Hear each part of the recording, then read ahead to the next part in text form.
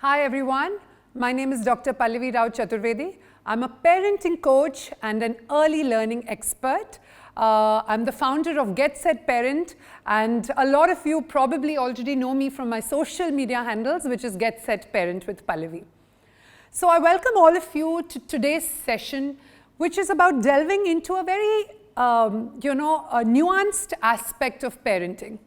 So on one hand, you have being an involved parent, being a supportive parent. And there's a very thin, blurred line that when you cross, you suddenly get into the realm of over-parenting. So whether you're a parent of a toddler or a teenager, understanding the nuances of over-parenting are absolutely important. So today, I want you to have an open mind, get into an introspective mode, and really dig in and see how you want your journey of parenting to kind of unfold with your little ones, with your children for the years ahead, right? So let's get right into it. I'm going to show you a couple of pictures and, formulate your thoughts on what you think.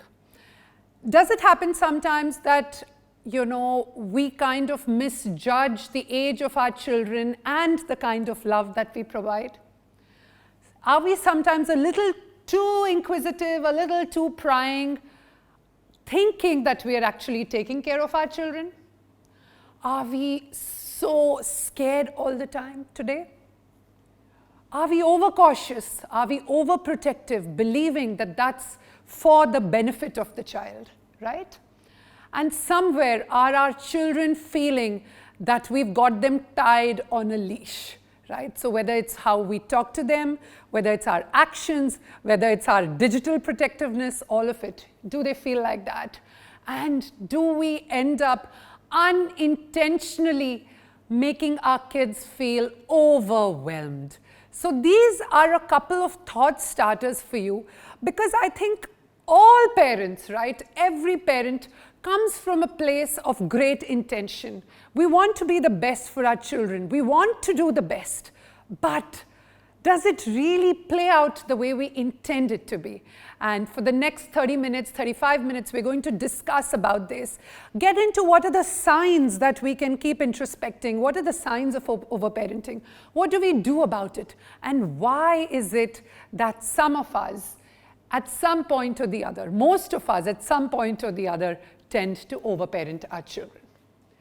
Millennial parents have often been accused of overparenting, something unheard of in the previous generation. So millennials are pretty much everybody born post 1980s. So, all parents who you have today under 40 and below are typically millennial parents. So let's look at what's changed. Let me take you back to probably when you were growing up, right? So what happened? If you got bad grades, the teacher and the parents were both on the same side and asking you, right? The teachers and the parents were in cahoots. They never went against each other. And cut to today, right? 2021, next couple of years, what do we see happening? Parents have almost become the advocates of their children. They're ready to go up in arms with the school, with other adults on how they treat their child, what kind of communication is being used to their child. And the child is kind of enjoying this entire aspect of their kids, of their parents kind of becoming their bodyguards of sorts. Whereas that wasn't the case a couple of years ago. So before we get into other issues, I'm going to show you 4 parenting styles. And I want you to answer, what parenting style do you have, right? So you can be honest about it and tell me what parenting style you have. Are you an authoritative, supportive parent? Which means what? Which means, are you completely involved with your child's activities? You're plotting everything, you're scheduling, you're there, all the time, and you're trying to be fully involved. You're teaching the child, coaching the child. Are you an authoritarian parent? What does that mean? You have high expectations on the output of your child, but you are not really involved, right? You expect your child to get you the moon, come first in class, win all the races, but your involvement is not there. That's called the authoritarian style. So keep thinking about it. What style do you think you are? Relaxed and permissive, right? This is the third style, which is very go with the flow, take it easy, let's all chill, and you do how much you can, and I'm doing my own thing kind of thing. And finally, you have uninvolved and negligent, where you are completely in your own world and you ask your kids to kind of chart their own lives, their own days. So the question now is, what kind of parenting style do you have, right? So do start sending in your answers of what you think. The truth is that every style has its own merit. Did you know that, right? And during the course of the day, we normally all cover all styles of parenting. We are predominantly one style, but we do cover all styles, and that's okay, right? So for example, there are times of the day when you're spending with your child, maybe during homework time, when you are, coaching your child in sports, you are being completely authoritative and supportive. But there are times when you say, I need this done, please go and finish it. Doesn't that happen? We also do that. There are times when, you want to kind of, do your thing, hang out with your friends, and you tell your kids, listen, you go and do that. And we're also uninvolved and negligent sometimes. We are in the middle of a meeting and we're like, listen, just leave me alone. So it does happen. This is real life. This is practical life. This happens to all of us, that we cover all these parenting styles in one particular day. However, the predominant style should be more on authoritative and supportive. And keeping the parental authority is a very important aspect, and that's a whole different topic that we can get into, right? So more often than not, what happens? Millennial parents, most parents in this generation want to help. Like I said, they want to be supportive, they want to be authoritative and be there for their kids, right? That's such a beautiful thought. You want to be there for your children all the time. But do we end up like this, right? What is this? What is it that you can see here? What is it called, right? This is a style of parenting which signifies over-parenting, and that is called helicopter parenting, right? Helicopter parenting is, like the name signifies, you're hovering. You're always above your child. You're almost, watching every move. You're right overhead. You are sometimes intrusive. You are over-managing. And this helicopter parent style, the helicopter parenting style, has a lot of aspects, negative impacts that we need to be very careful about and try and understand, do we at any point, even especially, whether your kids are toddlers, like I said, or schoolgoers or teenagers, nobody enjoys being breathed down upon, right? Nobody likes to be breathed down upon. Think about your own childhood. This is not the way we probably had it. We had endless hours of free time. We took 2 kilometer walks, came home at 8 o'clock, and it was, of course, a different time as well from the safety security point of view. But still, this is what helicopter parenting is, right? So first, let's understand, what does this lead to, right? So just look at these. There are these little helicopters playing, and they're like, watch your blades and be sure to share. Did you say thank you? Every minute of it, we are giving instructions. In fact, we are also giving the spouse instructions, right? Honey, stop hovering. Oh, did you do this for the child? So today, spouses are also giving continuous instructions to each other, unlike earlier. So what does this do? It leads to a decreased self-confidence in the child. There's a whole list here. But to understand what essentially happens, during the formative years, if we don't let our children stumble, fall, rise, and work on their resilience, what typically happens is that they're always looking over their shoulder and trying to find you. They're always waiting for that security blanket.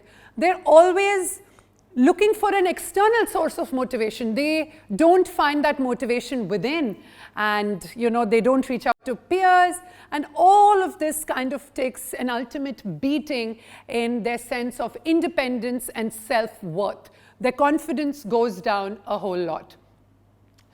These kids are also more likely to feel anxiety, possible depression, take more medication, be less engaged in school, and less likely to express their opinions.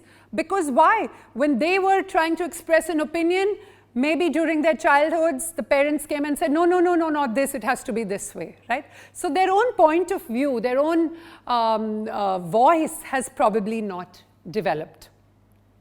And what is the effect of parents? This is also a very interesting aspect. And a study done actually has shown that in the short term, parents feel extremely satisfied.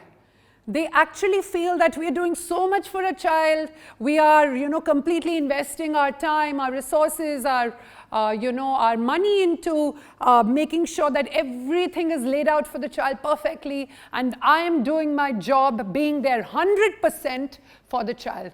It is a tremendous feel-good factor, and that's the trap, right? Because this is in the short term. In the long term, once kids have grown up, they're 20, 25 years old, and you as a parent realize that this person is not independent, is not finding internal motivation, is not resilient, you kind of pause and think, what did I do wrong? I put in so much for my child, right? It's actually sad because the intention was to be 100% supportive. But what has tended to happen is that this style of overparenting has decreased the confidence level of your child, and there is long-term disappointment. It feels good in the short term, but in the long term, it doesn't feel very good. So let's get into the signs of overparenting. There are typically 5 signs that you need to ask yourselves from time to time, right? As children go through different phases of their lives, you need to start pulling back a little. So, under 5, you did certain things for your child. A child between 5 and 10 needs you to back off a little bit, and you start allowing them to, do a little more. So this needs constant re-evaluation. At what stage is my child in, and what is it that I have to do? Frequent power struggles. If you find yourself and your child being locked into arguments all the time, you're not able to get your point of view across, there is this constant tug of war happening, that could mean that you probably are trying to get too much control. A child who feels that they have control over some aspects of your life, of their lives, tend to respect your authority more on the bigger things. So frequent power struggles are a clear sign. Micromanagement, right? Are you kind of trying to do every single thing? Are you trying to micromanage all aspects of your child's life?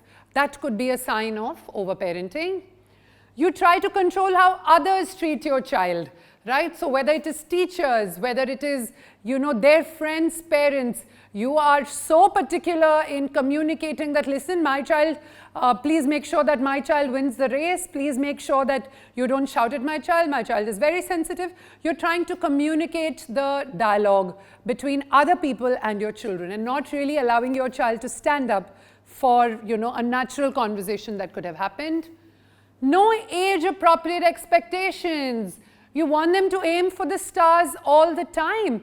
And to ensure their success has become so important to all of us that sometimes we lose sight of what is the expectation that we have of the child, and why are our expectations so high, right? So yes, we all grew up in a generation where we had to, it has been a rat race, whether it is getting seats in great colleges or good universities, and that hustle that we've been through probably makes us, push them to exceed their expectations.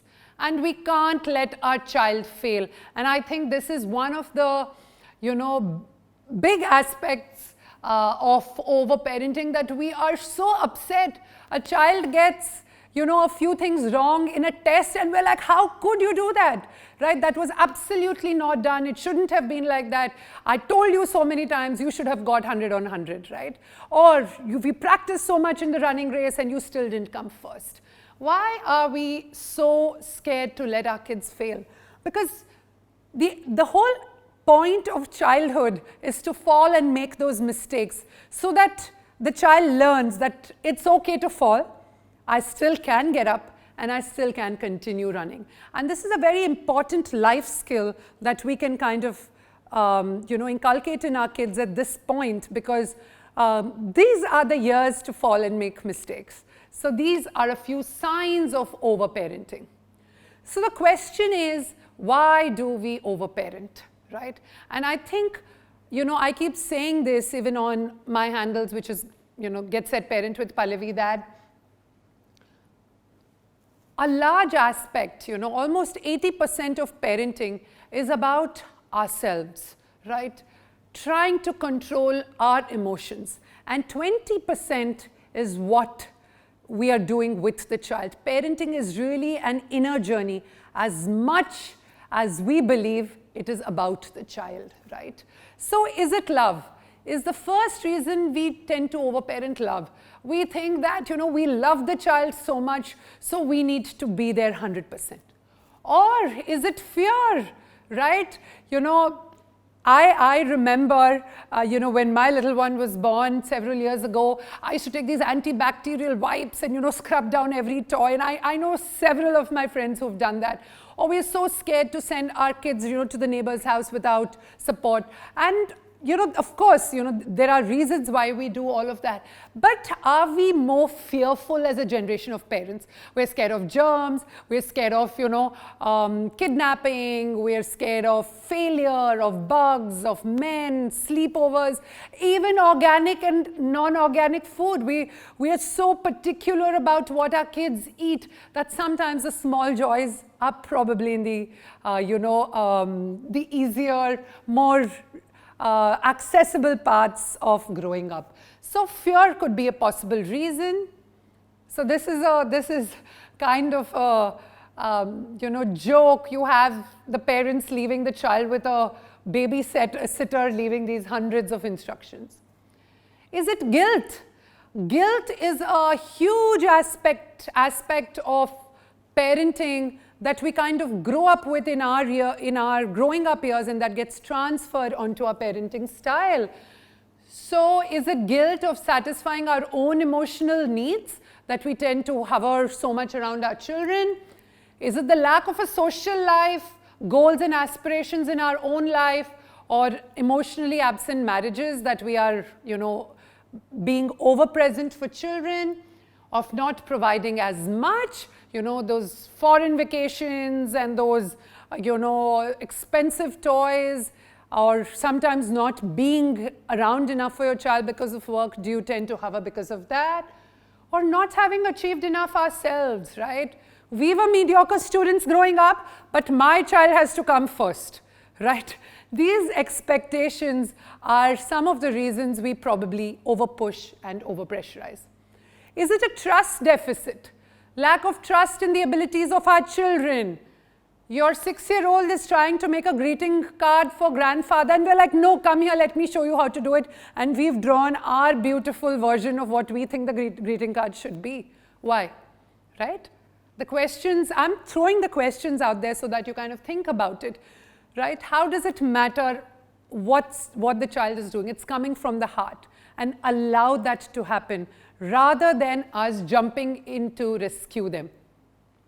Lack of knowledge and awareness. All of you are tremendously, aware parents to want to come and attend such sessions. The more we arm ourselves with information, the less we are likely to make, large mistakes in parenting.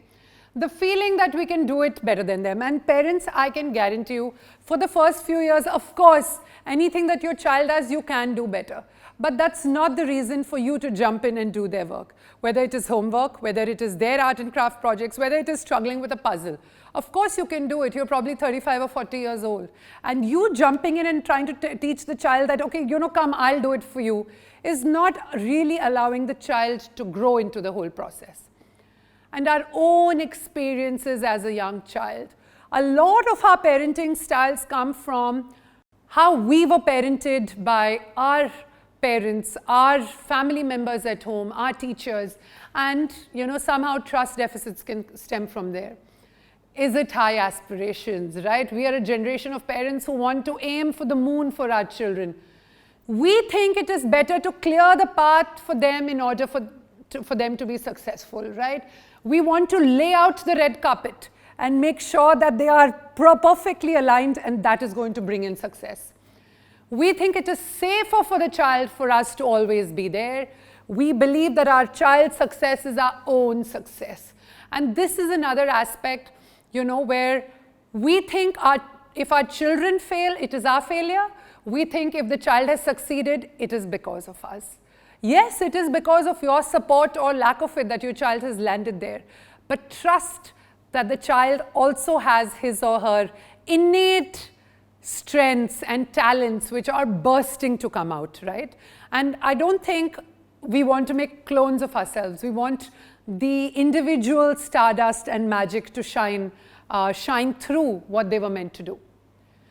Are we feeding our own competitive streak? I think a lot of these questions are for us to put our hands on our hearts and answer, and very high and sometimes age-inappropriate expectation. Or is it finally simply the easy way out? Look at this. Homework, the teacher's way of knowing how smart the parent is, right? So is a grade 2, grade 6, grade 8 teacher trying to gauge you or the child? So what do I mean by the easy way out? Sometimes almost most times when you are trying to get your child to understand a concept, whether it's homework or you're introducing it, it takes effort, it takes patience, it takes your own perseverance, right? A child might not understand. You are explaining it twice, thrice, the child is not understanding. What's the easy way out? Arey, let me just finish it. And you just finish it and you submit it. That is the easy way out. The tougher one is to struggle with your child, force your child to think, enable the child to go through the process and, submit their own work irrespective of the outcomes. Okay? So what should be the goal of parents today? And I think I speak for everybody when I say the aim is to raise children who grow into self-assured, confident adults who are able to navigate life through their own common sense, solve problems, and empathize with others. We want our children to grow into individuals who are able to survive beautifully on their own, right? And who are able to think when you're not around, who are able to get up from a mistake and proceed when you are not around. And that kind of gets summed up by this, right? At some point we have to stop swaddling him, right? So this is probably a 17-year-old ready to go off into the big world outside, ready to go off to university, ready to go off to college. And have we prepared them for that? And I think the 17, 18 years that we get with our children today, a lot of them are leaving home much younger than when we left home for, in search of better educational opportunities and work opportunities. So the point is, we need to think and question ourselves, what is it that we need to do today so that they turn into these self-assured, problem solvers, sensitive but still resilient individuals of society? What is it that we can do in these 16, 17, 18 years so that when they go out, we trust their judgments, we trust their choices, we trust the relationships that they forge, the choices in work that they make, and the fact that we are secure that this child is not going to fall into anxiety issues, have suicidal thoughts when he or she is alone tomorrow, right? So that is the ultimate aim, that we are assured. Remember, I showed you the effects of long term and, in the long term and the short term.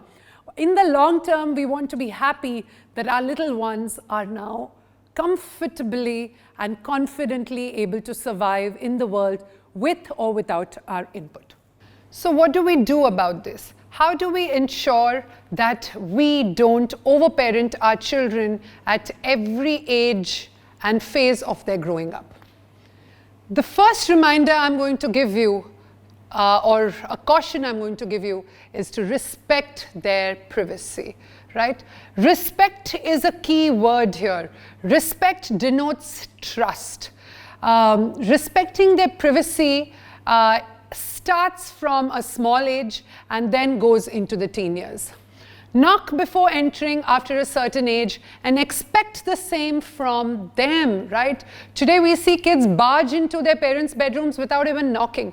That's a habit you want to change. Similarly, they also would want to get the same kind of treatment. So knocking before entering is a good age and a good way to tell your kids that you respect them.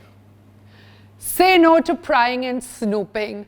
I know all of my dear friends here who are parents of, preteens and teens. It's extremely tempting to, browse through their phones and their WhatsApp messages and, to see what kind of browsing history they have. As long as you don't have a safety concern for your child, as long as you're able to have open conversations with your child, infringing on their personal space is not something that is very good. And if you really have to pry and snoop, which sometimes situations are such that you want to know what's going on, they should not come to know about it, right? It has to be done in a way that doesn't make them feel that you don't trust them. Because the moment they feel a trust deficit coming from you, they're going to be like, anyway, nobody trusts me, why should I even bother? Limit your questions. Stay involved to ensure their safety. If your child is talking to somebody, has gone out for a party, your teen, your preteen is not a toddler anymore, right? Toddlers come and they want to talk to you about their whole day in, exasperating detail, whether you like it or not. But as your kids grow up, they're not going to want to share, several details with you. So ask basic questions, but probably, set your limits and don't go overboard. And, this is also one of the ways that we lose our respect in front of the kids. And they're like, mom, just stop it. Enough. Don't question me anymore. Let it be. So, don't put yourself in that shoe where you kind of get cut off. The second reminder, right? From a very small age, if you start offering choices to them, a little bit of that control goes to them. Kids feel that their choices are being respected. Respecting your child's choice is a key way to ensure that you are not overparenting. So let's look at 0 to 3 years. These are tiny choice makers. Set up their choice making system and give them limited choices. For example, 0 to 3, they can decide what clothes they want to wear. They can decide what games they want to play. They can decide what books they want to read. They can decide what, the Sunday outing should be. They can share their ideas with you. These are small but important aspects to show the child that my choice matters, and my mom's or dad's choice is not the only thing that works in the house. 3 to 5 years, discuss choices and teach them consequences. By the age of 3 to 5, you can offer them choices, right? But expose them to the consequences of this, right? You can have 1 scoop of ice cream. You're insisting on 5 scoops of ice cream. The choice is yours. But if you eat 5 scoops, you're going to have a tummy ache, you're going to have a bad headache, and you're not going to feel good about it. So you decide what you want to do. The moment the reasoning, the logical, rationing sense of your your point that you're making to the child gets through, they're going to respect that and understand that. Children of 3 to 5 understand good logic, and they don't want to get themselves into trouble. Understanding the consequences, the natural consequences of their decisions can start at the age of 3 to 5. 5 to 8 years, conscious decision making, emotional decisions.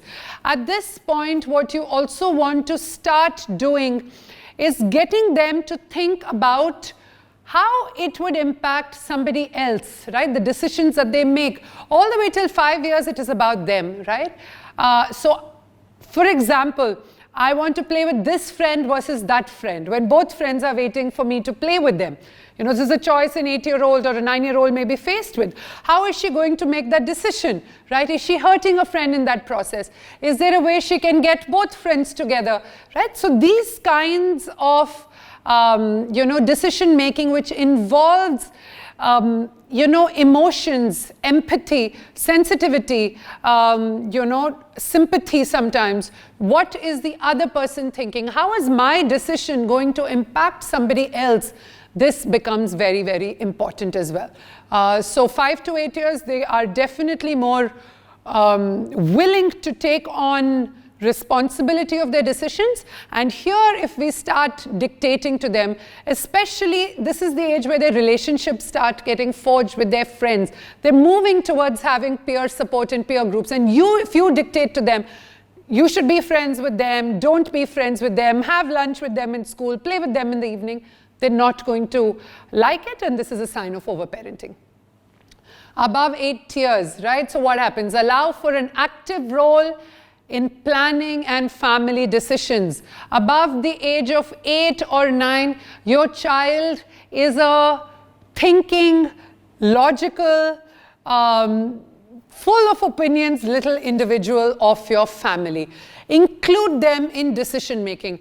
Include them in the planning process. If you are planning a family vacation, where to go, how to book, which hotels to stay in, what activities to do there, let them be involved in the decisions, right? All the way up till here, you planned the entire thing.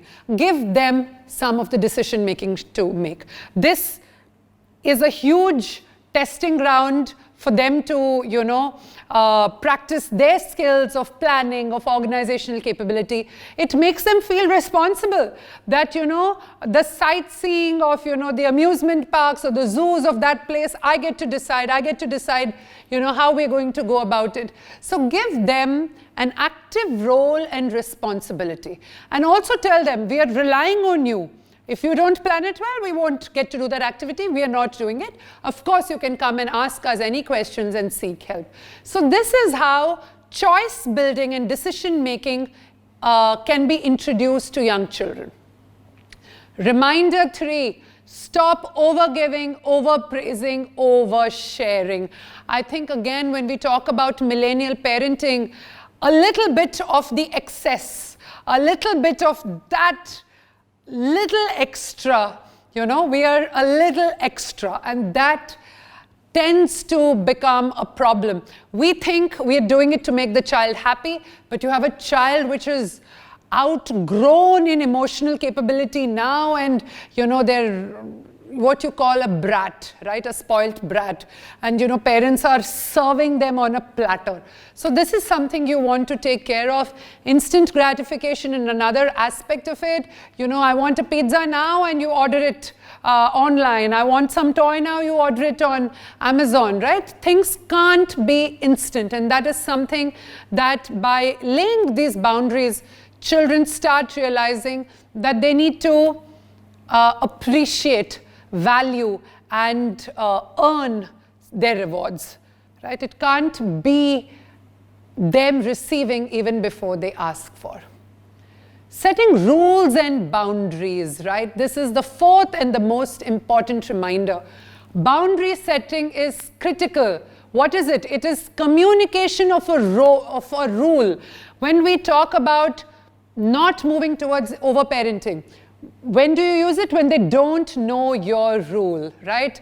In our house, we don't come home after 8 o'clock under a certain age can be the rule, but you need to communicate the rule, right? The purpose of this is to improve your relationship and to be clear. The second is consequences. It is an action. When a known boundary has been crossed, and the purpose of that is protection. We have defined that we don't come home after 8 o'clock, but you came home at 10 o'clock, right? And that will have a consequence. It is threatening your safety, and I'm not happy with it. It's important to communicate. Guilt. It is an attempt to control, your emotional blackmail, your emotional manipulation. Never use this. Preferably never use this. It incites or it brings change in emotions in the others, but it is at the end of the day emotional blackmail. We use it a lot of times, but it's not very healthy to do that. And finally, punishment. Punishment is an attack. You don't use it, you cause harm. What can be the consequences? Consequences can be taking away a privilege. A punishment, on the other hand, is something more, physical in nature. So if your child is coming home late, even after you have said you cannot, the consequence can be taking away that particular privilege. It cannot be hitting or locking in the room, and that is the difference. So the moment all these become clear to the child is comfortable knowing that these are their boundaries, and they play within that. The fifth reminder, awaken your child's inner voice and conscience. Ultimately, what is it that we are saying? We are saying that when we are not around them, when they are away at school, at a birthday party, at a play date, we want them to think about their decisions, right? If I'm not supposed to cheat in a game, overparenting would make me not cheat because my mom is watching. But right parenting would be, I'm thinking about it and I know it's wrong to cheat and I don't cheat. So character is what you see in the mirror when nobody is looking, and that's exactly what we want to do, awaken your child's inner conscience. I'm going to conclude with this beautiful line which says, being a good parent requires knowing when to push, when to back off, when to help, and when to let them make their mistakes, and then being strong enough to watch them go, right? So being a good parent requires knowing, but we are also always learning. So as long as we are, we have the right attitude towards learning that we can do this, we are on the right side of overparenting, and we won't, cross that line. So thank you so much, and it's been a pleasure talking about overparenting to you, and I look forward to meeting all of you tomorrow at the next session. But before that, I'm going to head to my system where we're going to take some questions and answers from you.